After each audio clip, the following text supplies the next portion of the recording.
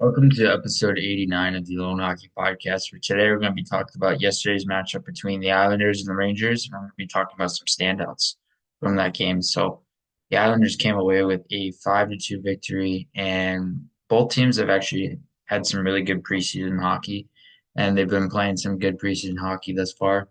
And in terms of the Islanders, we're going to start there.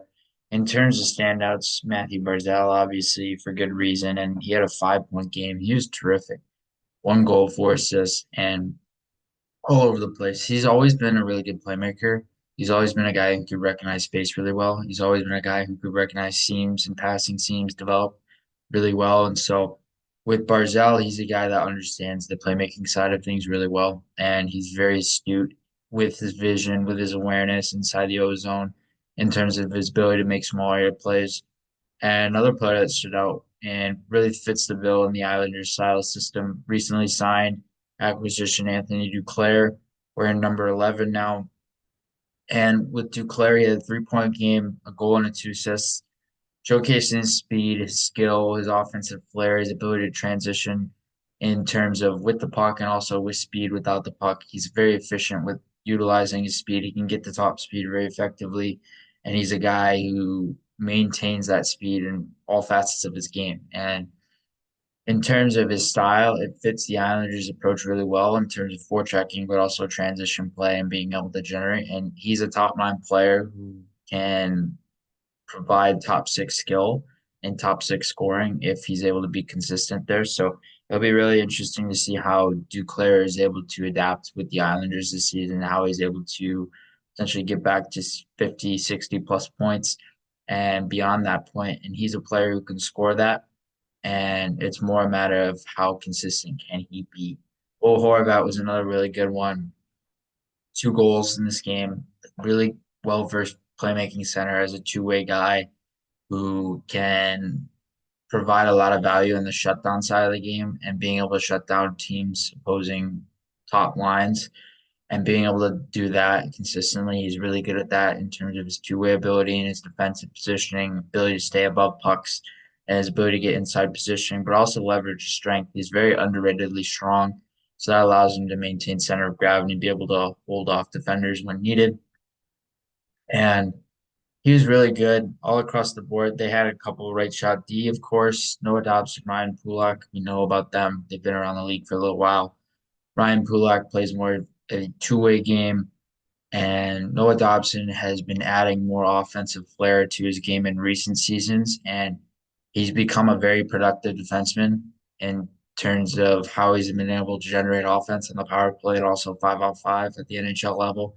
He's become a very productive player and a defenseman who can be relied upon as a number 1 player in terms of shutdown ability. He has size, he has reach, he has tenacity, and his competitiveness, and he's able to shut down plays with his physicality, his size, and also his positioning. He's really disciplined with his stick work, and he's really controlled and fluid with how he uses his stick. So he's not going to get too out of hand with how he utilizes his positioning elements when he's using his stick. He's going to make sure it's positioned in the right spots and that he's efficient when utilizing it. And a another standout, I don't know how you say his last name, but it's Maxim Tisplakov. Tisplakov. That sounds right. Tisplakov sounds right. He had a goal and an assist, and he looked really good. And he's been standing out as a player who was recently signed by them and stand out in his ability. He has some hidden deception in his offensive ability, which is really unique to watch because there's some plays he's made in preseason as a passer where he could really sell defenders and manipulate defenders. It was really interesting to watch him play. And a guy who, by the looks of it, again, similar to Claire, who is coming in as a newbie to the team, potentially could fill a top 9 void and fill a top 9 role and potentially even be consistent with his scoring in that realm. So he was really good once again, and he stood out a lot throughout the preseason. On the Rangers side, obviously Adam Fox, and the Rangers only scored twice this game, but Fox had points on both the goals. He had a goal and an assist, 2 shots, and Adam Fox is well renowned as a guy who really stands out the most to me with his hockey sense, his anticipation, and his proactiveness. He doesn't stand out in terms of skating. He doesn't stand out in terms of ozone playmaking per se, but he stands out with his hockey sense, how he's able to use manipulation, deception, and how he's able to use his vision and sell sequences with his eyes. And he's so good with his hockey sense. One of the smartest defensemen in the league, if not right up there, right in the top three ish, right around that realm. And Adam Fox is an elite defenseman, elite all around player. He's so good with his stick work defensively too, similar to Noah Dobson, but just a little smaller in stature. He still uses the same type of disciplines that Dobson does with his stick work, at being able to use angles, at being able to keep his stick in front of him, maintain close gap, maintain close reach, so that way he's not overextending or hyperextending his stick. He's very aware with his positional habits, and that really allows him to control play. Another one is Keandre Miller. Keandre Miller is going to be interesting to see what kind of season he has. If he has upwards of 40 or 50 points in him, I would imagine it's somewhere around 40. I don't envision him getting 50. I envision him being a guy that's going to be stable and consistent and somewhat predictable in his offense. So I'd imagine his offensive numbers are going to be similar to what we've seen in years prior. Nothing too crazy above that. Certainly a defenseman that can produce more in the future, though. But with Keandre, you notice his defensive details, his gap, and also his size and reach. And the latter elements are the ones that you notice the most, the size and the reach, because his ability to use his size and maintain gaps from range is very unique and rare because not many 6'5" defensemen have the ability and have a standout quality when it comes to being able to defend with their reach and defend using gap control. Yet Keandre Miller still able to maintain efficient gap control even as a bigger player. Sometimes that can be a little bit challenging because if you're a smaller player, you don't necessarily need to have and rely upon a huge gap versus bigger defensemen. They have to defend from range a little bit more, so it can be a little bit tricky in that sense. But Keandre's really good. He's really foundational as a key component to their blue line. Really good player all around. Will Cooley, left winger. I've liked his game ever since he was playing junior, and he's always been a guy who showcased physicality and showed his skill, showed his goal scoring, showed tenacity in and around the crease, and he's translated that to the upper levels really well. And more so on the physical side of the game, I've seen a lot of translatability and how he's able to approach his game. Very big winger and very strong winger. And those power winger like elements are really crucial to any team. Not necessarily to have all across the board, but to have at least a few of those type of players.